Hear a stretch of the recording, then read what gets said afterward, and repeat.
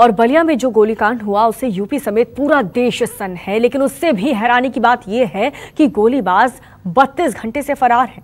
Police उसका सुराग भी नहीं लगा पाई।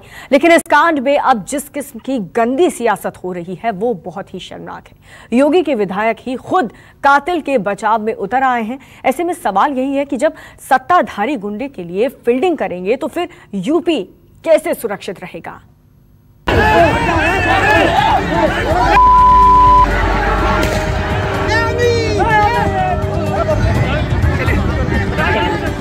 गोलीकांड पर हाहाकार।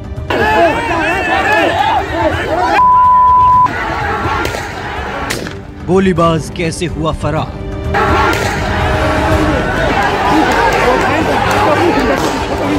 पुलिस ने पकड़ा फिर कैसे छोड़ दिया? आपको 32 घंटे बाद भी पुलिस के हाथ खाली। बलिया के दुर्जनपुर गांव में भगदड़ मची, एक की जान चली गई और पुलिस देखती रही। इतना कुछ हो गया लेकिन पुलिस अब तक गोली चलाने वाले मास्टरमाइंड धीरेंद्र सिंह को पकड़ने के लिए सिर्फ हाथ पांव मार रही है।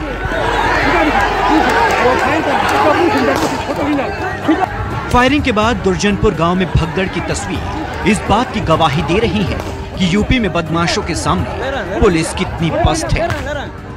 जिस वक्त बलिया के दुर्जनपुर गांव में ताबड़तोड़ फायरिंग हो रही थी, उस वक्त मौके पर एसडीएम, सीओ मौजूद थे। मौके पर बड़ी तादाद में पुलिस वाले थे। इसके बावजूद फायरिंग हुई, एक शख्स की जान चली गई और पुलिस प्रशासन के आला अधिकारी सब कुछ देखते रहे। न आरोपी को पकड़ने की कोशिश हुई, न किसी को कार्रवाई का आदेश दिया गया। इसके बाद वही हुआ जो होना था। आरोपी धीरेंद्र सिंह आराम से फरार हो गया।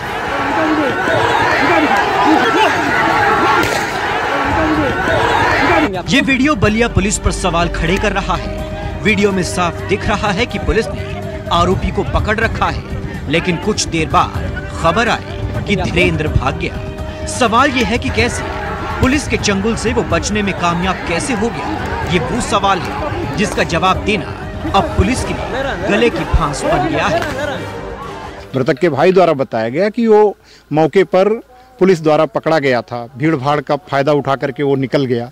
निश्चित रूप से पुलिस की लापरवाही प्रथम दृष्टया जो परिलक्षित हुई है, उसी कारण से थाना स्तर के जितने भी यहाँ पे पुलिसकर्मी मौजूद थे उनके विरुद्ध दंडात्मक कार्रवाई पुलिस अधीक्षक बलिया द्वारा सुनिश्चित की जा रही है। अन्य जो भी यहाँ जिम्मेदार राजपत्रित अधिकारी थे शासन द्वारा, उनका भी संज्ञान लेकर अपने स्तर से कार्रवाई की जा रही है। बलिया गोलीकांड का मुख्य आरोपी बीजेपी कार्यकर्ता है। यही वजह है कि विधायक सुरेंद्र सिंह आरोपी के बचाव में उतर आए। कैमरे के सामने खुल्लम खुल्ला ऐलान कर दिया कि धीरेंद्र ने गोली किसी को मारने के लिए नहीं बल्कि खुद को बचाने के लिए चलाई थी। मैं ये नहीं कहता कि वो जो है गोली कांड अच्छा चीज है, उनको भी दंड मिलना चाहिए। लेकिन जो आदमी 6 महिलाओं को मार करके हाथ पैर तोड़ दिया है, एक आदमी को मार करके सर फाड़ दिया है जो बीएचयू में भर्ती है। अभी अपुष्ट समाचार है कि क्या है, मुझे जानकारी नहीं है, लेकिन अभी भी पता चला है कि शायद वो भी जो है शरीर छोड़ दिया। तो ऐसी ये बताइए, आप लोग पत्रकार हैं, केवल एकांगी पर समाचार चला करके इस दुनिया को कौन सा संदेश देना चाहते हैं? मेरे भाई देना चाहते हैं सुरेंद्र जी, पहले तो खुद विधायक हैं, 6 महिलाओं को दौड़ा करके। सुरेंद्र जी, मैं ये कह रहा हूँ, हम ये संदेश देना चाहते हैं कि कानून का राज चलेगा या जंगल राज चलेगा। आप गोली चलाने वाले आरोपी का खुलेआम समर्थन कर रहे हैं। कानून का राज चलेगा, विधायक होते हुए कानून का राज चलेगा। सुरेंद्र जी, राज्य में आपकी सरकार है, उसके बावजूद आपको पुलिस पर भरोसा नहीं था क्या? अभी भी पुलिस पर भरोसा नहीं है क्या?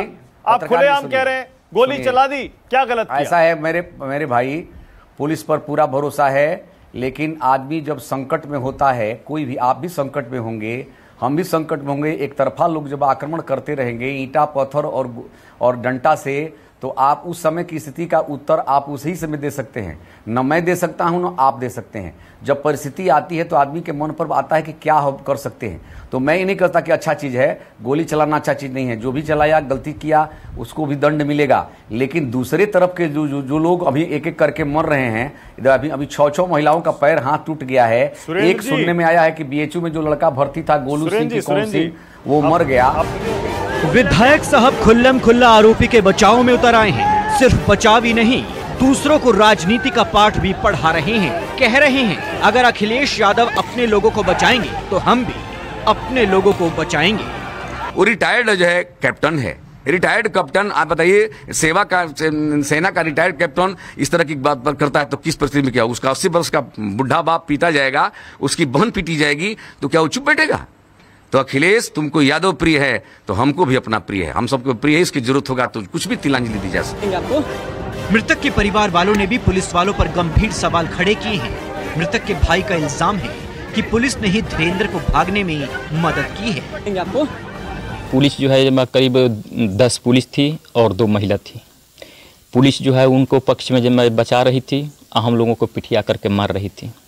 और युवा जनता की जब गोली मार करके भाग रहा था तो एक प्रशासन पकड़ लिया पीछे से। अब पकड़ने के बाद बंधे पर लिया करके छोड़ दिए, बोलो बेटा भाग जाओ तुम। आप लोगों ने देखा? एकदम देखा, जब हम शुरू से वहाँ पे थे। बलिया में हुए गोलीकांड में कई आरोपी पुलिस की गिरफ्त में हैं, लेकिन पुलिस की इस कार्रवाई से गांव वाले खुश नहीं हैं। गांव वाले मुख्य आरोपी को गिरफ्तार करने की मांग पर अड़े हुए हैं।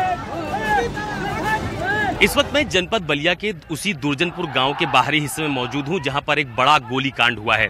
ये मेरे ठीक पीछे जो आप पंडाल देख पा रहे हैं, दरअसल यहीं पर एक खुली बैठक बुलाई गई थी, जिसमें दुकानों के आवंटन को लेकर लोगों से बातचीत भी हो रही थी। और उसी दौरान 2 पक्षों में काफी कहासुनी और बहस भी हुई, लाठी डंडे चले और उसके बाद गोली चलने की नौबत तक आ गई। आज भी देखिए यहाँ पर तमाम सारे जो ग्रामीण हैं उनको आप बड़ी संख्या में यहाँ पर देख पाएंगे। कुछ राजनीतिक दलों से जुड़े हुए व्यक्ति हैं, वो भी यहाँ पर पहुंचे हुए हैं। सरकार से अलग अलग चीजों को लेकर मांग की जा रही है, सरकार के खिलाफ नारेबाजी यहाँ पर देखने को मिल रही है। तो कुल मिलाकर जो घटना इस दुर्जनपुर गांव में घटित हुई, फिलहाल वो अभी तूल पकड़ती हुई नजर आ रही है। आप देखिए कि जो पंडाल का लगाया गया था वो पंडाल फिलहाल वैसे ही लगा हुआ है। तमाम सारे स्थानीय ग्रामीण हैं, कुछ पॉलिटिकल पार्टी से जुड़े हुए स्थानीय नेता हैं जो लगातार यहाँ पर मौजूद हैं और सरकार से मांग को लेकर फिलहाल यहाँ पर अपनी बात रखी जा रही है।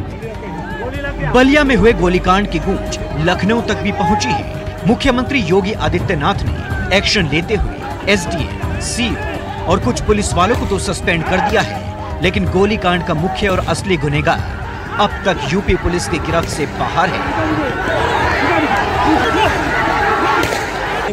सवाल ये है कि आखिर वो सलाखों के पीछे कब पहुंचेगा? योगी आदित्यनाथ की पुलिस क्या कर रही है? आखिर उसके गुनाहों का हिसाब कब होगा? बलिया से सर्वेंद्र विक्रम और अशोक तिवारी के साथ ब्यूरो रिपोर्ट, न्यूज़ 24।